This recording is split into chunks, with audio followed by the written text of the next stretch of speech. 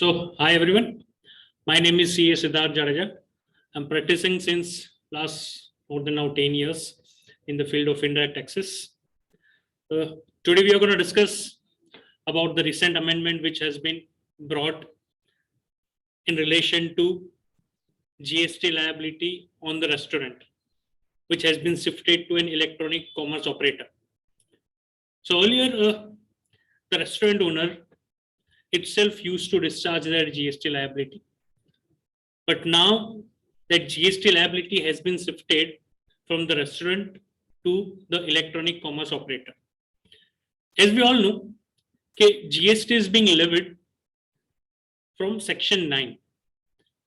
या तो वो हो सकता है फॉरवर्ड चार्ज जहां पे सप्लायर खुद अपनी जीएसटी लायबिलिटी पे कर रहा है, या वो हो सकता है रिवर्स चार्ज मैकेनिज्म जहां पे रिसिपिएंट पे करेगा.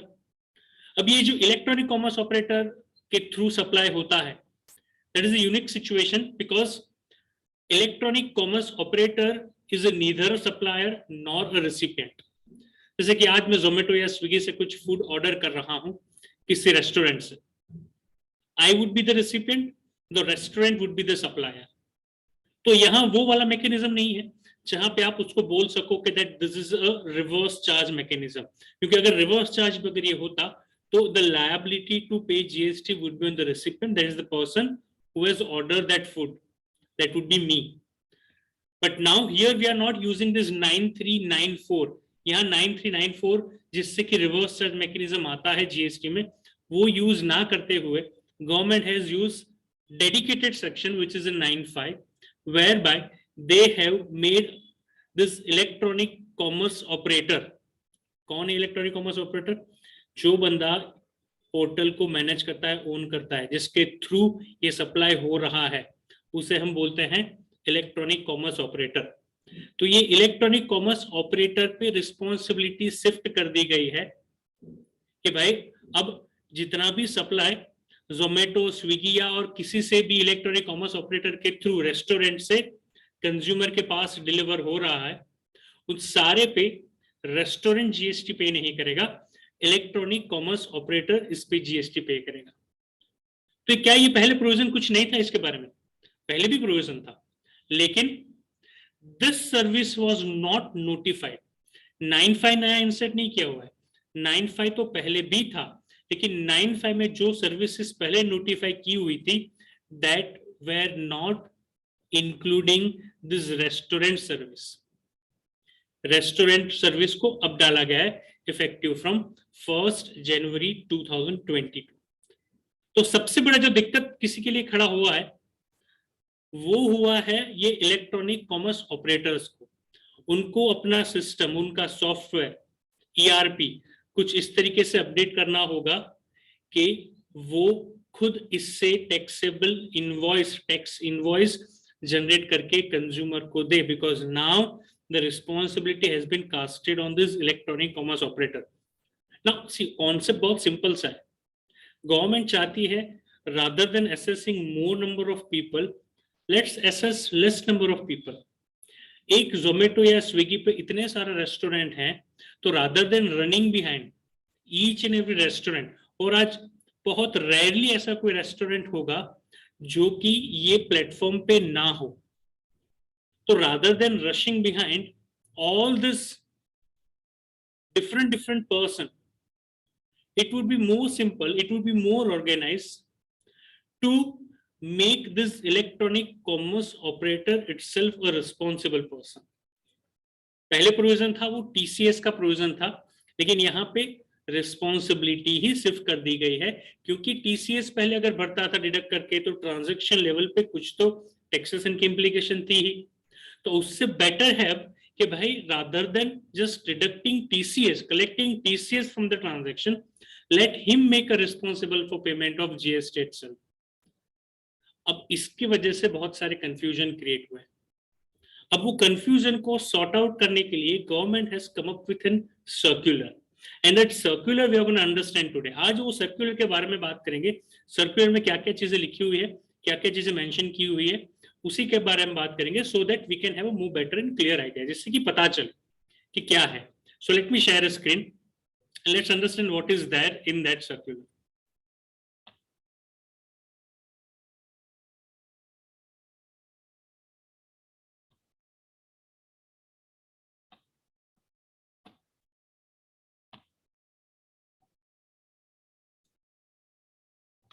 So now, as I told you, the government has come up with this new notification number 17 by 2021 was notified on 18th of the November 2021. Now, along with this notification, now recently a circular has been issued. The circular, because many people has come up with so many different confusing thoughts that how I need to discharge, what I need to do. So to avoid or to clarify all this confusion in the mind of different persons, the circular has been issued by the government, which clarified most of the things. I'll not say everything. Everything never a law will clarify, which was introduced, as we can see, on 17th of December 2021. So 17 December 21 को अभी ही this circular was introduced.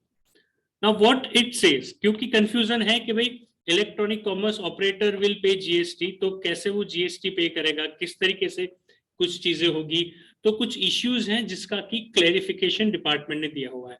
पहला क्या है doubt, पहला क्या है issue, let's see. Would an electronic commerce operator have to still collect TCS in compliance with section 52? तो question ये है कि क्या अभी भी, अब क्योंकि इलेक्ट्रॉनिक कॉमर्स ऑपरेटर को ही रिस्पॉन्सिबल बना दिया गया है जीएसटी के पेमेंट के लिए, जीएसटी के भुगतान के लिए, तो क्या अभी भी वो टीसीएस काटेंगे? सो इसका आंसर होता है ऑब्वियसली नहीं काटेंगे अब टीसीएस, क्योंकि खुद ही अब टैक्स पे करना है as if he is a supplier. वो खुद जैसे कि रेस्टोरेंट सर्विस दे रहा है वैसे ही उसको इस पे जीएसटी पे करना है as if he is a supplier. So अब कोई टीसीएस इस ट्रांजैक्शन पे नहीं रहेगा, and that is what has been clarified by way of this clarification. तो ये तो था पहला इश्यू.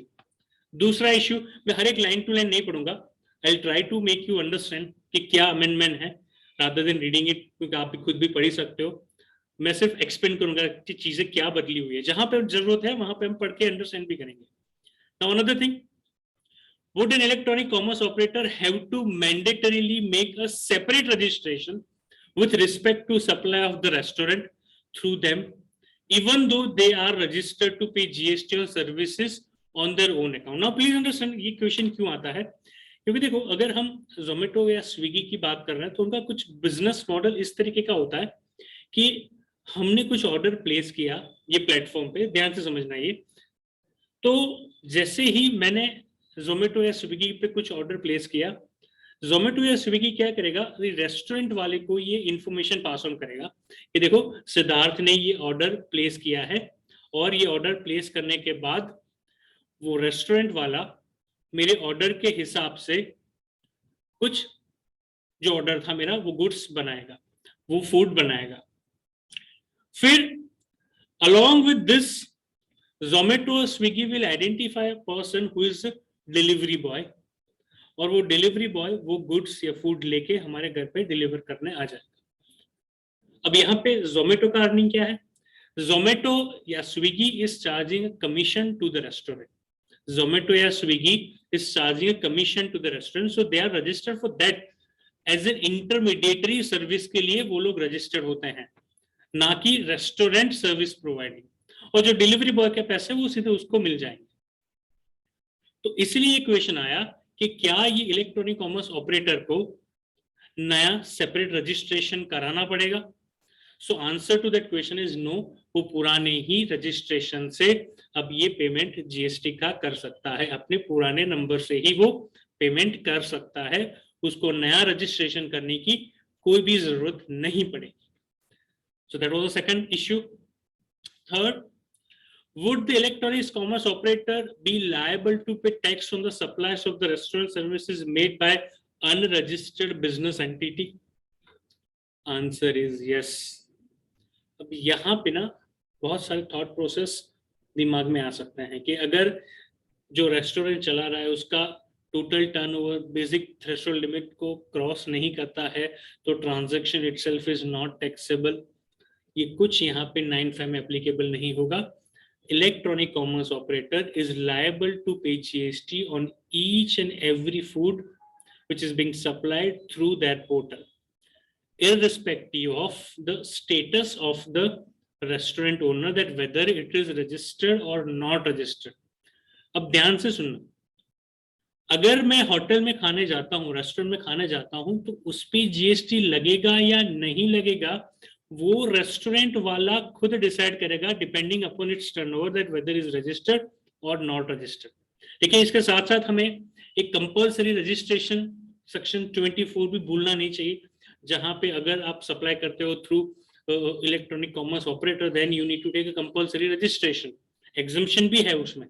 तो ये सारे रजिस्ट्रेशन के प्रोविजंस को भी दिमाग में रखते हुए आपको समझना पड़ेगा कि अगर मैं खाने जाता हूँ रेस्टोरेंट में, तो अगर वो रजिस्टर्ड है तो वहाँ इलेक्ट्रॉनिक कॉमर्स ऑपरेटर का कोई रोल है ही नहीं, तो वहाँ तो रेस्टोरेंट को खुद को ही जीएसटी चार्ज करना है. अब वो कंपोजिशन स्कीम में है या नहीं है, कोई लॉजिक नहीं बनता कंपोजिशन स्कीम में जाने का. सो वो जीएसटी बेसिकली उसको पे करना है. अगर वो रजिस्टर्ड नहीं है तो जीएसटी वो चार्ज नहीं करेगा. लेकिन अगर वही अनरजिस्टर्ड बंदा is supplying food from electronic commerce operator or through electronic commerce operator, तो electronic commerce operator इस पे GST लगाएगा. That would be extra charges that we would be required to pay. So to that extent, the food of this restaurant is going to become costlier. बाकी इससे कुछ महंगाई नहीं बढ़ने वाली थी, except in this transaction जहां पे पहले अगर आप वहां खाना खाने जाते तो वो अनरजिस्टर्ड था. अब क्योंकि वो इलेक्ट्रॉनिक कॉमर्स ऑपरेटर से सेम फूड सप्लाई कर रहा है, तो that would be subject to GST. So to that extent it is going to become costlier. Otherwise इस पे कोई कॉस्ट के या फिर फूड की प्राइस पे इसके वजह से कोई इंपैक्ट नहीं आता. Fourth question is what would be the aggregate turnover of the person supplying restaurant services through electronic commerce operator. So please understand क्या क्वेश्चन है यहाँ पे. अगर मेरा खुद का रेस्टोरेंट है, उसमें से फॉर एग्जांपल 50 लाख का मैंने सप्लाई किया है थ्रू इलेक्ट्रॉनिक कॉमर्स ऑपरेटर. मेरा जो जगह है वो उतना बड़ा नहीं है, सो वहां से मेरा सप्लाई हुआ है सिर्फ 15 लाख का.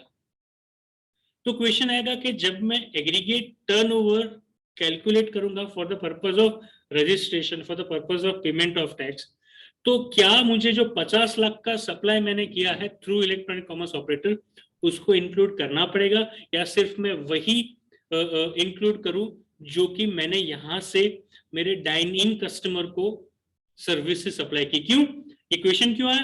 क्योंकि जो कुछ भी फूड हम सप्लाई करते हैं थ्रू इलेक्ट्रॉनिक कॉमर्स ऑपरेटर, उस पे liability of paying GST is of electronic commerce operator as if he is a supplier. So that is now not my supply, so should not be included in my turnover, should not be reckoned. इसको 20 लाख के calculation के लिए, 10 लाख के calculation के लिए include नहीं करना चाहिए. वो बहुत सारे के रिप्रेजेंटेशन थे, तो जहां पे डिपार्टमेंट ने क्लैरिफाई किया है कि नहीं, हम जब बात करते हैं एग्रीगेट टर्नओवर, तो एग्रीगेट टर्नओवर के अंदर सारा टर्नओवर आपका आता है. और अगर आपका एग्रीगेट टर्नओवर डिपेंड करता है आप कौन से स्टेट में हो, उस हिसाब से अगर वो थ्रेशोल्ड लिमिट आपकी क्रॉस कर रहा है तो आपको रजिस्ट्रेशन कराना पड़ेगा. That means it would be included in your definition of an aggregate turnover. आपका खुद का सप्लाई आपकी प्रीमाइसेस से plus what ever you have supply, आपने जो कुछ भी सप्लाई किया इलेक्ट्रॉनिक कॉमर्स ऑपरेटर के थ्रू, सारे पे आपको इंक्लूड करना पड़ेगा जब आप कैलकुलेट करते हो ये एग्रीगेट टर्नओवर. एग्रीगेट टर्नओवर होता ही है इसलिए कि क्या मुझे रजिस्ट्रेशन कराना पड़ेगा या नहीं कराना पड़ेगा. सो यहाँ पे उन्होंने बहुत अच्छे से क्लैरिफाई कर दिया है. Then the next question is, can the supplier of the restaurant service made through electronic commerce operator be recorded as an inward supply of electronic commerce operator in a 3B which is liable to reverse charge? तो ये question था वापस से कि क्या हम जब 3B file करते हैं तो इसको हम कहाँ दिखाएं, क्योंकि जोमेटो और स्विगी ने ये सप्लाई नहीं किया है, they are paying as if they are a supplier. तो क्या हम उसको दिखाएं as a amount liable to be paid under reverse charge mechanism, या फिर उसको दिखाएं नॉर्मल आउटवर्ड सप्लाई में? तो जहां पे डिपार्टमेंट ने क्लैरिफाई किया है कि नहीं, ये रिवर्स चार्ज का केस नहीं है. 9(3) and 9(4) इज रिवर्स चार्ज, जहां पे रेसिपिएंट इज पेइंग जीएसटी, यहाँ पे recipient is not paying GST. 9(5) is a special category whereby a person has been made responsible as if he is a supplier, so he need to file return also as if he is a supplier. तो ध्यान से समझना, ये same transaction अभी दो लोगों की return में दिखेगा। देखो, रेस्टोरेंट वाला जब रिटर्न फाइल करेगा उसको तो दिखाना है ही है, ये इलेक्ट्रॉनिक कॉमर्स ऑपरेटर को भी दिखाना है। फर्क सिर्फ इतना रहेगा, टैक्स 2 बार पे नहीं होगा। सो ये 1 हो या 3B हो, इलेक्ट्रॉनिक कॉमर्स ऑपरेटर का हो या रेस्टोरेंट ओनर का हो, दोनों के अपने रिटर्न के अंदर ये ट्रांजैक्शन दिखाना है। फर्क इतना रहेगा कि जो इलेक्ट्रॉनिक कॉमर्स ऑपरेटर है वो अपने आउटवर्ड टैक्सेबल सप्लाई में ये दिखाएगा, जबकि रेस्टोरेंट ओनर है वो ये ट्रांजैक्शन, ये वाले ट्रांजैक्शन मतलब whatever supply of foods which has been made through electronic commerce operator, जितना भी फूड सप्लाई किया गया है इलेक्ट्रॉनिक कॉमर्स ऑपरेटर के जरिए, उन सारे को वो अपने 1 और 3B में as if it is exempted और नील रेटेड में दिखाएंगे दोनों। So same transaction would be reflected at 2 different places. अब यहाँ पे क्वेश्चंस बहुत सारे आ सकते हैं, लेकिन आज सिर्फ मुझे सर्कुलर पे ही लेक्चर रिकॉर्ड करना है, बिकॉज अगर इस पे हम डिस्कस करने बैठे ना तो बहुत सारे क्वेश्चन आ सकते हैं। कंपोजिशन स्कीम हो तो क्या करना है, किसी ने कंपोजिशन ऑप्ट किया है, चलो दो इट इज नॉट वायबल, लेकिन किसी ने ऑप्ट किया है तो फिर इसमें टैक्स किस तरीके से पे होगा। तो ये कुछ चीजें हैं जो कि आगे जाके कॉम्प्लेक्सिटी क्रिएट कर सकती है। So let's see the further.